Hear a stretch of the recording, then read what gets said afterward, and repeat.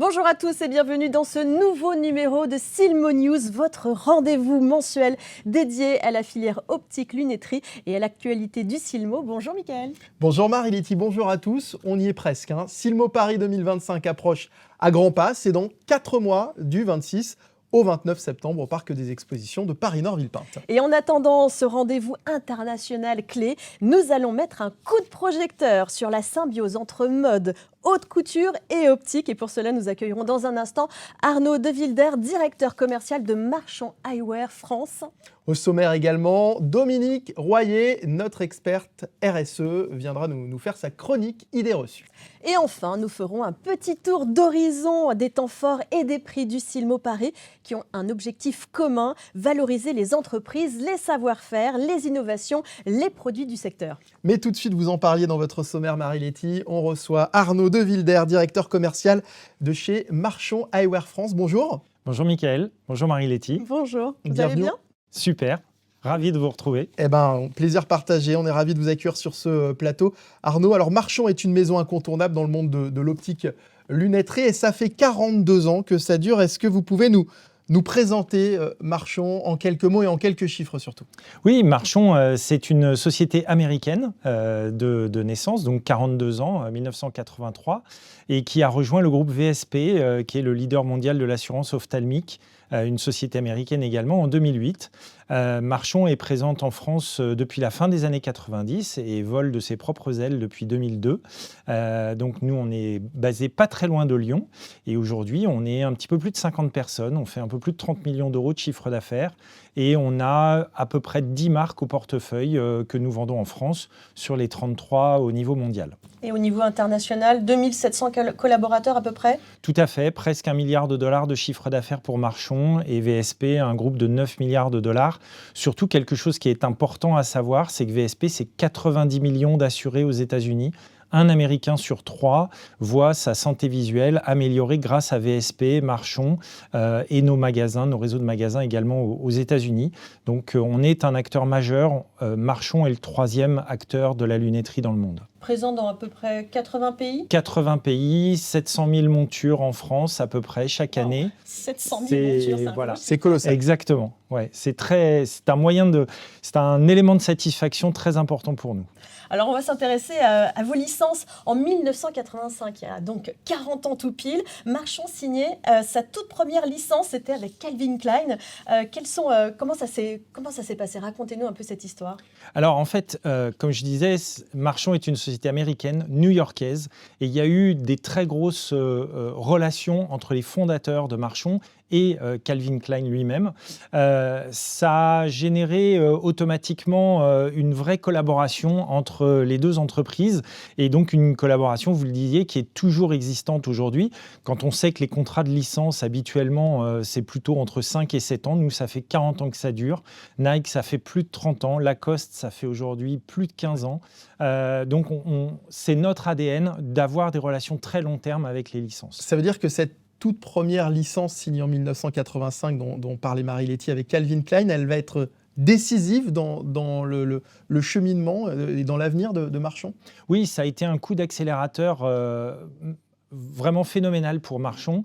Et puis, ça nous a permis de ce partenariat aussi fort entre deux entreprises presque du même quartier, finalement, dans Manhattan, nous a permis d'apprendre énormément et de travailler énormément, justement, vous le disiez, la symbiose entre la mode et la lunetterie. Alors, vous parliez tout à l'heure des différentes marques. Vous avez Nike, vous avez Longchamp aussi que vous représentez. Quelles sont les autres marques que vous avez en licence? Alors, on a effectivement 3 grandes marques françaises, Lacoste, Longchamp et Karl Lagerfeld, mais on a également Calvin Klein, Nike, Liu Jio, Ferragamo, Converse, Zeiss en lunetterie. Et puis, on a énormément d'autres marques qui sont présentes dans d'autres continents, notamment très fortes aux États-Unis. On va avoir Spider, Columbia. On va avoir également des marques qui vont être très présentes en Amérique du Sud, en Inde et en Asie du Sud-Est. Donc voilà, on essaye d'avoir des produits qui répondent à peu près à tous les consommateurs. Comment est-ce que ces partenariats se mettent en place? Comment est-ce qu'ils sont envisagés lorsqu'il s'agit en plus de ça de de maisons de luxe prestigieuses. Vous faisiez référence notamment à Longchamp ou à Lacoste. Alors, on a un département licence chez nous qui est justement à la fois des gens, je dirais, pour qui la marque est leur ADN. On va aller vraiment jusqu'au bout de l'histoire avec eux. Nous, ce qui nous intéresse, c'est de mettre en avant une maison avant de mettre en avant un produit. Et je pense que c'est la qualité de ce discours qui fait que nos relations durent aussi longtemps. D'accord, donc vous vous adaptez finalement à chacune des maisons haute couture. Énormément, et surtout on travaille énormément avec les équipes, que ce soit les équipes de style, de design, de tendance de ces maisons-là. Avec nos équipes, il y a des professions qu'on va même avoir dans les équipes Marchon exprès pour certaines licences. C'est une véritable marque de confiance de la part d'une marque lorsqu'elle décide de travailler avec vous, puisque la lunette, c'est votre métier à vous, pas le leur. Et à un moment donné, ils en viennent à vous confier finalement leur marque et d'une certaine façon leur ADN.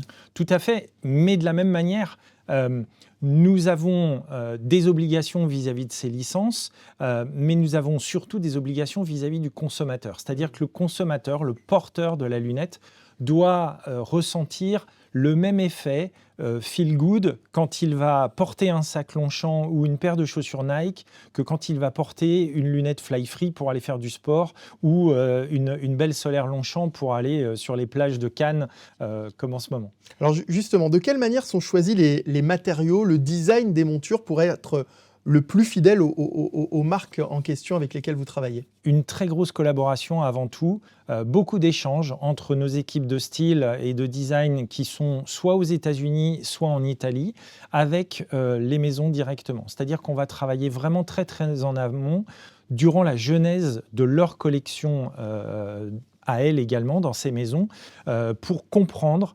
leur philosophie derrière l'élaboration de produits, de sacs, de chaussures, de vêtements, pourquoi ils vont aller dans telle et telle couleur, dans telle et telle matière.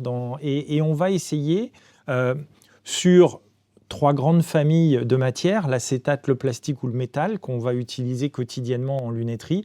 On va essayer de traduire cet ADN, cette recherche de couleurs, de fluidité, de mouvement, également dans les matières qu'on va utiliser au quotidien. Comment est-ce que vous expliqueriez que finalement la mode et l'optique forment un duo si puissant ? Le consommateur a besoin de se sentir bien. Donc c'est pour ça qu'il va choisir des vêtements qui lui ressemblent, des vêtements, des matières, des marques qui vont représenter sa façon d'être, sa façon de penser, sa façon de s'affirmer. Et puis, il y a beaucoup de produits qui ne seront pas forcément visibles dans la tenue de quelqu'un. La lunette, c'est le bijou extérieur le plus que tout le monde remarque tout de suite. On parle souvent des 5 premières minutes. C'est plus qu'un accessoire, c'est un élément constitutif de la silhouette. Et chaque personne qui porte des lunettes va avoir besoin de se sentir bien avec ses lunettes. Il y a un côté rassurant aussi à choisir une marque qu'on connaît, une marque de haute couture pour ses lunettes. Exactement.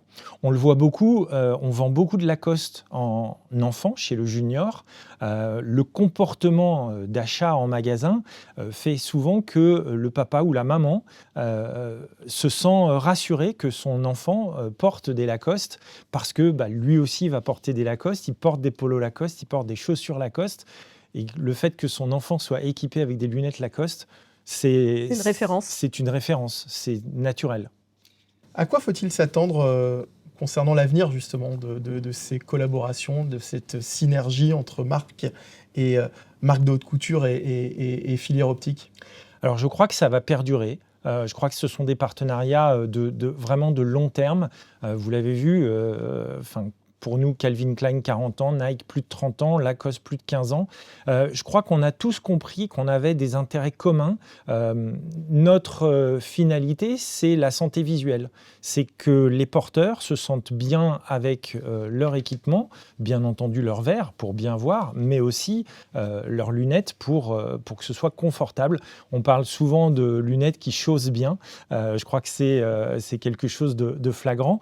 Et donc, de la même manière qu'on a besoin de se sentir bien dans un jean, dans un t-shirt, dans un polo, on a aussi besoin de se sentir bien avec des lunettes. Et l'innovation, c'est sans fin finalement. C'est permanent. On va travailler sur des formes, on va travailler sur des fonctionnalités, on va travailler sur des conforts de matière, on va travailler sur des recyclabilités de matière également. Voilà, on est tous ensemble dans le même bateau, si je puis dire. On va s'intéresser maintenant au Salon mondial de l'optique, Silmo Paris 2025, qui, je rappelle, se déroule du 26 au 29 septembre prochain. Que représente ce salon pour vous ? C'est le rendez-vous incontournable de la filière. C'est un must-have. En France, je crois que si on veut faire partie de cette industrie, il faut être présent au Silmo. J'ai un peu envie de dire, on en parlera après de la RSE, mais je crois que c'est l'acte ultime de la RSE, c'est-à-dire que si l'opticien veut avoir un impact positif, il a sous le même toit à la fois des fabricants de verres, de montures, de machines, des enseignes, de la contactologie. C'est l'endroit idéal pour faire ses achats et pour travailler sur sa stratégie locale ensuite. Vous y êtes présent chaque année ? Presque chaque année, oui. On essaye d'y être présent à chaque fois qu'il y a un rendez-vous majeur. Cette année, il y aura des actualités autour de Marchon. Depuis combien de temps est-ce que vous y participez ? Alors moi, je suis chez Marchon depuis 2011 et je crois que c'était déjà antérieur. Voilà. Là, nous sommes à 4 mois de la prochaine édition de Silmo Paris. Comment est-ce que ça se prépare, un tel événement, pour les équipes de Marchon ? Ça se prépare d'une année sur l'autre. À la fin du mois de septembre, on fait un bilan de la précédente édition. On voit ce qui a bien fonctionné, ce qui est à améliorer. On travaille avec notre standiste, on travaille avec les équipes commerciales, on travaille avec les équipes marketing et on réfléchit d'ores et déjà à la saison suivante. Là, tout est prêt déjà quasiment ? Quasiment. On finalise les derniers détails, les hôtels, les collaborateurs et les équipes produits travaillent déjà sur les dossiers pour les Silmo d'or. Donc ça veut dire, quand vous parlez que vous travaillez déjà avec votre standiste depuis septembre, depuis le dernier jour du Silmo précédent, ça veut dire que ça va être la même taille de stand où vous savez déjà que vous allez faire plus grand, vous arrivez déjà à vous projeter ? C'est toujours un petit peu le même esprit. On essaye toujours d'avoir un petit peu le même esprit puisque c'est un investissement important. Donc, on essaye de réutiliser notre stand. Avec chaque année, on va essayer de rajouter des petites touches de nouveauté pour que nos opticiens soient toujours émerveillés par les évolutions. Mais notre cœur de décision, c'est vraiment l'opticien, lui faire découvrir nos nouveaux produits dans le meilleur écrin possible. Vous parliez tout à l'heure qu'il va y avoir de l'actualité Marchon pour 2025. Est-ce qu'on pourrait en savoir un petit peu plus ? Oui, ça va être l'occasion de lancer la marque Canada Goose, donc une marque exactement, la marque canadienne de vêtements d'extérieur, notamment les parkas, bien connus pour les parkas, mais pas que. Donc on va la lancer sur le marché européen à cette occasion-là. Donc c'est ça finalement le Silmo, c'est le moment où on fait les lancements. On propose à tout le monde de découvrir les nouveaux produits et donc une nouvelle licence. À l'occasion, une nouvelle licence. Une nouvelle licence avec peut-être aussi un Silmo d'or qui pourrait... Est-ce que vous avez candidaté pour Canada Goose ? Alors, on va candidater cette année sur plusieurs dossiers. Je ne peux pas encore vous dire sur quelle marque, mais en tout cas, les équipes travaillent déjà. En tout cas, sur Canada Goose, on aura un très beau produit à présenter. Silmo d'or, c'est un... Et on voit vos yeux qui pétillent quand vous parlez. Oui. J'ai toujours... comment dirais-je pour les amoureux du produit, c'est... Vraiment, c'est la compétition. Donc, on aime travailler sur des... Et encore, voilà, moi, je trouve qu'on devrait chaque année proposer un concept, limite un produit, entre guillemets, immétable, mais qui sorte tellement de l'ordinaire que l'opticien, quand il passe dans les allées, se dise « Ah, ce produit est génial ». Comme les concept cars dans le domaine de l'automobile. Exactement ça représente quoi les Silmo d'or finalement pour vous ? C'est le Graal ? Alors, c'est surtout un vrai outil de motivation pour les équipes à préparer les dossiers. Et puis après, une très grande fierté pour les équipes commerciales quand on l'a eu. Voilà. Donc on va lancer un petit message aux exposants qui nous regardent. Ne manquez pas cette opportunité de mettre en lumière vos produits, sociétés et concepts et peut-être décrocher justement, on le disait, ce Graal, ce Silmo d'or. Rendez-vous sur le site silmoparis.com pour en savoir plus et pourquoi pas déposer vos candidatures. Autre prix important et incontournable, celui du CDO, le concours de design optique de Silmo. Les étudiants sont également mis à l'honneur et mis à l'épreuve avec ce prix réservé aux écoles en design. Le thème de cette édition, c'est lunettes super-héros. Attention, c'est pas lunettes de super-héros, c'est lunettes super-héros, le thème exact. Quel design de monture pour repousser les limites du possible et transformer le monde? 10 000 € sont à la clé à partager entre le lauréat et son école. Ce prix sera remis en main propre par le président du jury, Michel Penman. Candidature avant, oui on l'a reçu évidemment dans Silmo News, candidature à remettre avant le 20 juin, donc à vos idées et à vos stylos. Et si on faisait un petit focus recherche, Mickaël? Oui, et oui, parce je suis tout oui. Car oui, ça fait partie du Silmo Paris aussi. N'oubliez pas la bourse Silmo Academy. Chaque année, un chercheur ou une équipe peut soumettre un projet de recherche en sciences de la vision optique au conseil scientifique Silmo. Et si le projet est sélectionné, eh bien, il y a une bourse de 10 000 € qui est attribuée pour soutenir la recherche. Et puis enfin, le prix RSE, évidemment, le prix de l'entreprise engagée récompense les entreprises du secteur optique-lunetterie pour leur engagement exemplaire envers la responsabilité sociale et environnementale. Et on en parlera d'ailleurs tout à l'heure avec Dominique Royer, notre experte RSE. Avant ça, je vais vous poser une petite question, justement, en parlant de RSE. C'est un sujet important pour Marchon. Il y a même une affiche qu'on peut voir à l'antenne qui s'appelle « Eyes on Tomorrow ». Ça signifie quoi, finalement ?